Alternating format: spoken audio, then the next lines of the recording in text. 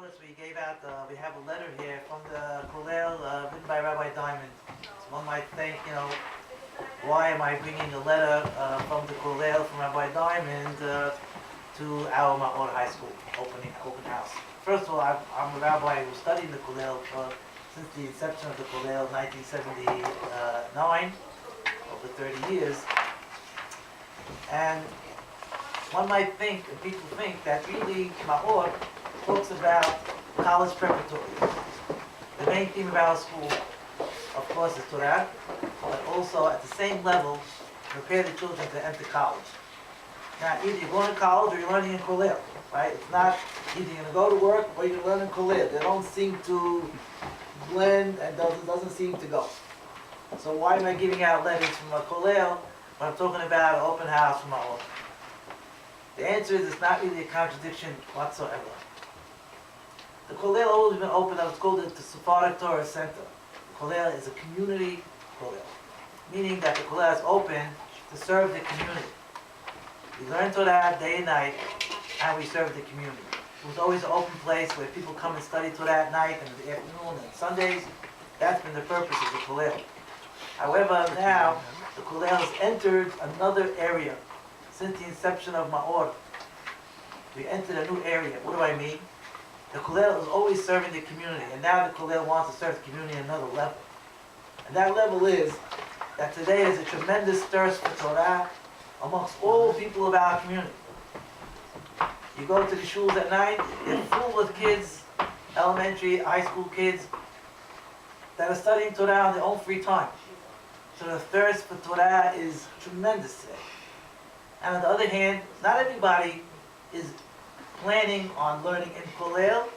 As a matter of fact, the large majority of the community is planning on entering the workforce, planning on entering the professional areas.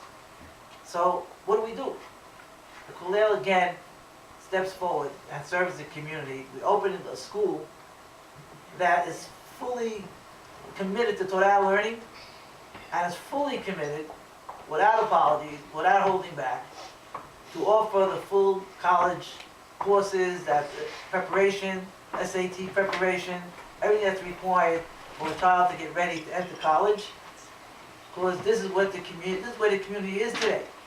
Today the community is studying Torah and interested in going out and making a parnasah in an honorable way, with Kiddush Hashem, with confidence, with integrity, and to really spread to make Kiddush Shem Shamayim, to make a Kiddush Hashem when we enter the workforce.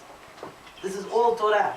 It's all part of the Torah. It's not a contradiction to Torah, or else I wouldn't be here tonight. This school has been a dream for myself personally, for other rabbis in Deal for many years.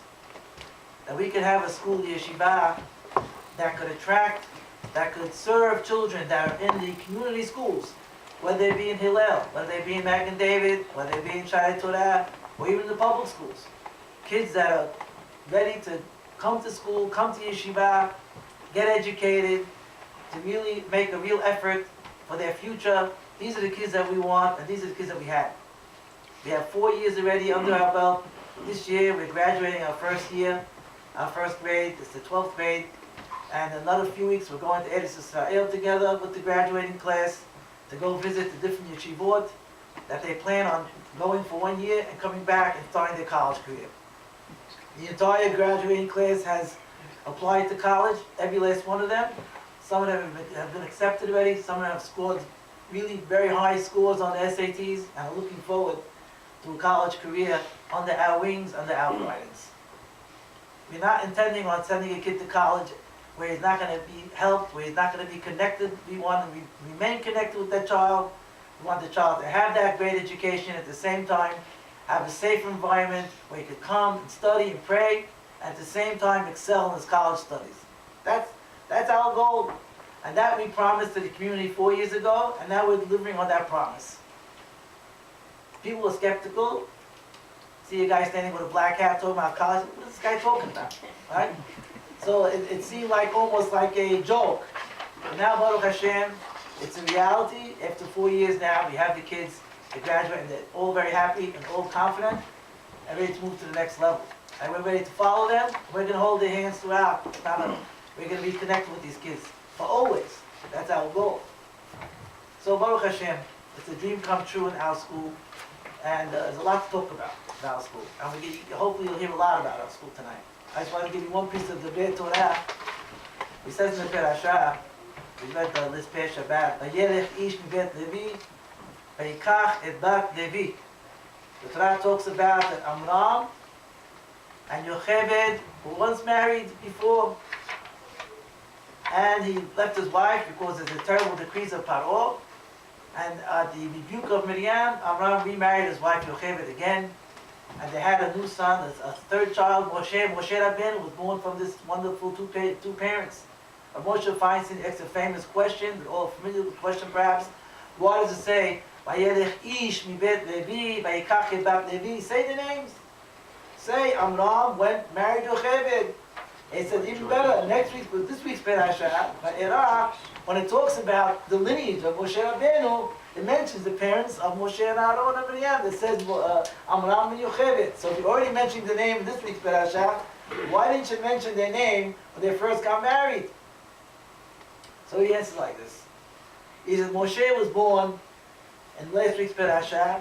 The baby was obviously a holy child. Gifted child, he was shining, he was circumcised, born circumcised. He was a born malach practically. He was like, forget about it. Everyone saw the Kiddusha of this kid. So now, the Torah doesn't name the parents yet. Why? Because the parents had this child. How the child turns out, we'll see. To give credit to the parents when the child is first born, it's a bit premature. Because let's see how these parents do in bringing up this child, Moshe. Moshe could have been Moshe, or Moshe could have been something else. He could have grew up in the palace of Paro and not become Moshe Rabbeinu as we know him. How did he become Moshe Rabbeinu? Because of the upbringing of Amram and Yocheved. So when he actually, in this week's Perashah, when he becomes the famous Moshe Rabbeinu, obviously they were successful now, the parents were successful. Now the Torah says, you know what? We'll tell you who they were. We'll give you their names, because they succeeded now. Before it was only the potential. We don't know if they're going to succeed or not, so let's leave the name out and let's wait and see. So Moshe says, he says in a beautiful idea, sometimes people could have a child who's obviously a great kid, gifted, smart, genius, everything. And sometimes parents have kids that are either average or even below average. So they say the kids that are weak, they'd like to give them some extra help. And the kids that are really smart, they're fine, they'll do fine, and just let them go on their own. He said, that's wrong. That's wrong, he said. You can have a child who's very great, and you've got to invest in that great child as well. Because you've got to bring out the full potential of that child. You can't settle for mediocrity. You say, well, he's very smart. Worst comes to worst, he'll be average. No, that's a loss already. So let's see how the parents do. Are they going to bring out a Moshe Rabbeinu or not? And they did. So he said that's a lesson for all parents. When you bring up your children, you have an opportunity for greatness. Don't settle. Don't settle for mediocrity. Don't settle for second best. So here is the message, ladies and gentlemen. I think it's a very important message for all parents. For all parents. That is that when you're bringing up your children, there's sometimes decisions that have to be made, and it's not right just to coast. Sometimes, you got to make a decision and move forward. Move forward. Sometimes the father might go to work, the mother's busy with her activities, and the children, Baruch Hashem, they're fine, they're happy. The children are happy where they are. They could be happy in many places. But are they achieving? Are they progressing? Are they growing? Are they achieving their full potential or not? They're happy. Are they achieving their full potential? We want the kids to be happy and while they're achieving their full potential.